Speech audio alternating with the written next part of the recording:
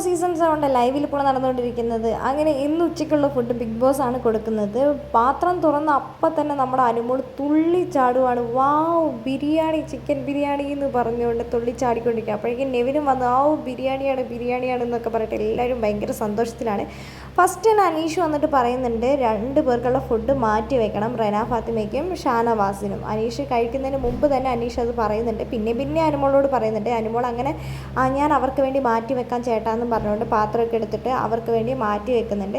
എന്താണെങ്കിലും ഭയങ്കര സന്തോഷമായി Big Boss, thank you Big Boss എന്ന് പറഞ്ഞിട്ട് അഭിലാഷും അതേപോലെ തന്നെ നെവിൻ എല്ലാവരും പറയുന്നുണ്ട്.